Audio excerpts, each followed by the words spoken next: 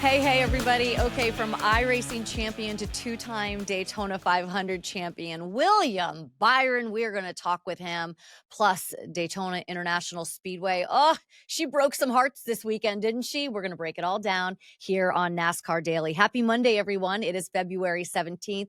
Hi, we're back. It's so awesome to see you guys. All right, as my mic moves around, kind of a new set, so I'm kind of getting used to it. The show's going to have a new look this year. We're so excited to be back. Listen, when we started this show last year towards the end of the season, you guys were so awesome. So many of you reached out to me during the off season to find out when we were going to be back. And we are really excited to bring this content to you every single day and be part of your lives. The show is going to have a little bit different of a look. As you can see, this is where I'll be today. I'll be back in my home studio in coming shows, but we're also going to have some other hosts that are going to pop in and do some shows during the week. So we've got Mamba Smith. He's going to be here on Thursdays. Jesse Punch is going to handle Social Speedway on Tuesdays, and Miss Alex Weaver, she's gonna hang out and hold down the fort for me while I continue to do some of this NBA stuff that I have to handle. I've got a lot of West Coast trips coming up, and so Alex is going to be awesome to come in here and host NASCAR Daily while I'm kind of running around the country for the next couple months. But we're excited regardless because it's going to be awesome for you guys. Different faces, different voices, different perspectives, all to bring you guys the sport that you love for the next 9 months. All right, let's get right to it. Let's start with the truck race on Friday night, and let's start with another heartbreaker for our friend Parker Kligerman. All right, right now we are all rooting Parker Kligerman on because we've all been along with him on so many of these rides, and we want him to win because we know how much it means to him, and he did. He called this the biggest win of his life. Take a look at this. Crosses the finish line first at Daytona, gets that truck win for Henderson Motorsports. And then, of course, got a little while later, we find out that he did not pass post-race inspection. That truck did not pass. So Corey Heim is awarded the win. I mean, Parker, I don't know how many different ways Parker Kligerman is going to lose a race. Our heart just goes out to him. We had him on the show on NASCAR Daily last year after the Roval race, and we knew how heartbroken he was. And we know that this is a big deal. He was going to be able to get that victory. He sent this tweet out on Saturday morning, right around 10 a.m. He said, "Biggest win of my life. Thank you for all the wonderful messages." Over 700 texts, I believe over 700 texts. I will not be commenting any further until we're able to present what I believe is a very, very valid case. Until then, I'm fully focused on my job with the CW Sports and NASCAR Xfinity because the drivers and the teams deserve the full focus on the massive stage ahead of them. Parker, I just give you a bravo, my friend, because I know how hard it is to kind of put those boots on and have to get out there and smile when your heart is breaking. And you did that last year when we were able to talk to you. You talked to so many people after that loss. And as I mentioned in the show, you were just so authentic and allowed us to come along with you on that journey. And then you did this again. So Henderson Motorsports will be appealing. And Parker Kligerman, you can see him. He's had such a great year so far, right? He got to be in the Rolex 24. He's running some truck races. He's doing the CW. He's going to be on pit road for NBC. Speaking of the CW, I do want to give our friends at the CW and NASCAR just a lot of love because what a great weekend it was for them. Carla, Adam, Jamie, Parker, Dylan and Kim, who are really good friends of the show. You guys were awesome. It was so fun to watch you guys cover the Xfinity series. I thought you guys did a great job, and I can't wait to watch you guys every single Saturday. So, all right, speaking of Saturday, I've covered the Xfinity series pretty much my entire career. I love racing on Saturday, and this was another heartbreaker. Not for Jesse Love, the 20-year-old who went on to win the race, with that big crash behind him, but for Austin Hill. So Austin Hill, man, he is so good on these super speedways. He was looking for not his second, not his third, his fourth consecutive season opener winning game. Well, I don't know, winning race, something like that. He was trying to go for 4 in a row at Daytona, and he would have been the only driver since Tony Stewart and Dale Jr. who did that. He led 56 laps. So you got to think that the rest of the field was like, this is over. Austin Hill's got this. You got to think Austin Hill thought that he had it in the bag, but he didn't because, of course, the gremlins came out and not the ones that can't eat or be up after midnight. It's the one in the car, and that's exactly what happened. He He had a mechanical issue and he was done. But listen, smoke wasn't the only thing in the air out of Austin Hill's car. Love was in the air as well, as you just saw. Jesse Love. I'm a big fan of Jesse Love's. I got to spend some time with him last year. We went to this like painting, I guess, clinic or painting place, and we're able to kind of paint these love signs. I know we have a picture of that to show you guys. I think he's great. I think he's great for this series. I think he's going to be a star. His second victory on a super speedway. And of course, we're going to Atlanta this weekend. So maybe back to back for Jesse Love, who could be certainly going toe to toe with Austin Hill, who you know will want some redemption. Okay, on to the 67th running of the Daytona 500. I, like many of you, were watching it from home. It was just such a beautiful day. Everything that was on display, whether it be Air Force One, all of the fans at that sold out crowd. I had so many friends and family that were there sending me pictures. It just looked like a really cool atmosphere, as it always is, the Super Bowl of our sport. Unfortunately, the rain came in, but wasn't able to stay, so we did get it in. And there were so many storylines that were just so cool to follow in this race. Not only Chase Briscoe and Austin Cindric, not a Hendrick Motorsports car on that front row, but you got Elio Castroneves in the race, Jimmy Johnson in the race, Justin Allgaier in the race, being able to follow Dale Earnhardt Jr. and Kelly Earnhardt's weekend as they attempted to qualify. They knew that they were in the field. I just thought there were so many cool stories to follow with the Daytona 500. And then I thought for sure, I mean, listen, all of us here at NASCAR Daily, we had Penske in victory lane before this race was even halfway over. They, of course, won stage one with Joey Logano, won stage two with Ryan Blaney. Joey, no doubt, had the car of the field. And then Daytona happens, ladies and gentlemen. With about 15 to go, this is what happens. You've got Ricky Stenhouse Jr. I mean, Joey's trying to make a move, right? It's the Daytona 500. You're trying to win the biggest race of the season and tries to make a move. Unfortunately, it did not work out. Collected so many people, including Kyle Busch. 0 for 20 for Kyle Busch. You know how bad he wants to win this race. You know how bad he wants to win a race. Of course, knowing how last year went down. Regan Smith caught up with him in the infield care center after he walked from there. Listen what Kyle had to say. Mike, for the third straight year, Kyle Busch in position at the end of the Daytona 500 to potentially win it. Unfortunately, innocent bystander coming off a turn two over there. How disappointing is this one? Looks like the fastest car got in a hurry to get to the wreck. Logano was by far the fastest car today. Saw a lot of laps led, and he could about do anything. The Penske cars were very strong. And we still got 20 laps to go, and he's trying to go through the middle and make a hole that isn't there, and just created chaos. So hate it for all of our guys on the Zone Chevrolet. We had a fast car, and we were in position and just kind of biding our time and seeing what was going to happen next. And you got to know how wide your race car is to be able to find a hole that it'll fit in, and he obviously doesn't know that.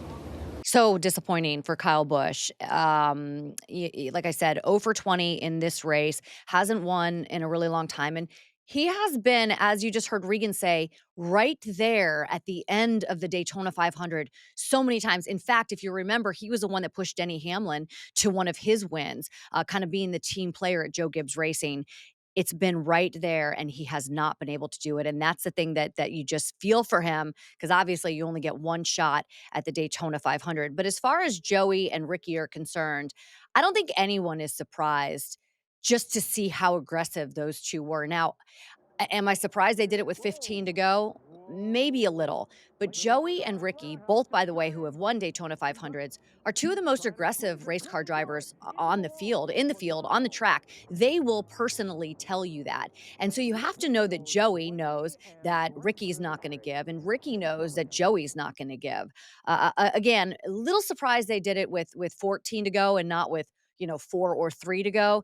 But hey, it's a Daytona 500, right? I mean, the season, quote unquote, doesn't officially start till next weekend. This is the granddaddy of them all, and they wanted to get it done. All right, so let's move a little bit further towards the end of the race, this scary moment. And we all know that this is the reality of speedway racing.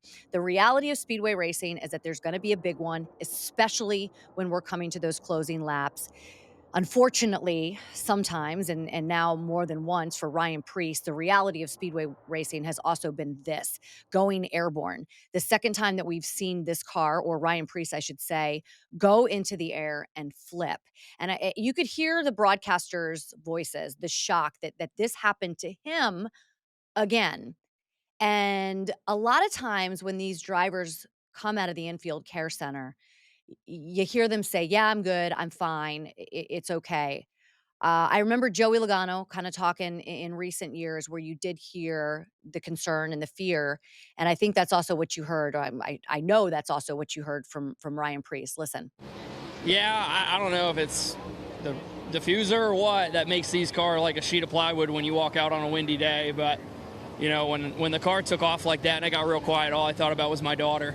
So I'm lucky to walk away, but we're getting really close to somebody not being able to. So very grateful for.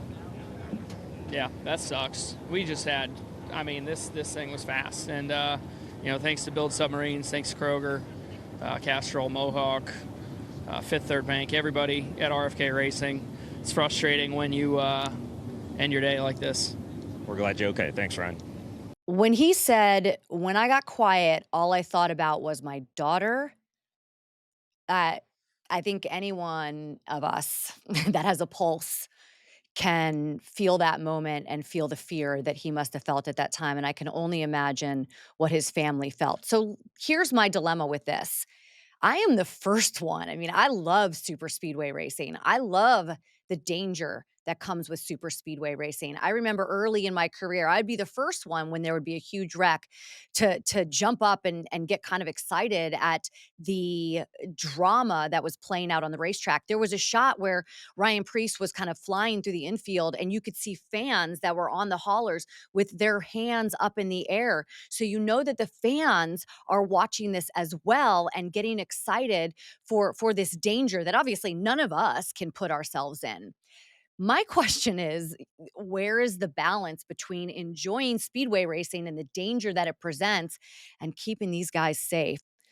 All right, enough on that. Ryan Preece, we are so glad to see that you are safe and look forward to seeing you because we know that you're a badass getting back in that car this weekend in Atlanta. Someone else that it will be getting in the car this weekend in Atlanta, and he will now have the title of two-time Daytona 500 champion. That would be William Byron. Okay, so he's seventh on the restart, and you're thinking, who's going to win this thing? Denny Hamlin's going to win his fourth? Okay, and then all of a sudden, there's the 24. Where did he come from? It's one of those moments, right? He came from 7th, that's where he came from, to win the Daytona 500 back to back. How exciting is this? You could almost hear in Victory Lane, that he was, I think like everybody else, like, well, okay, look at what I got here."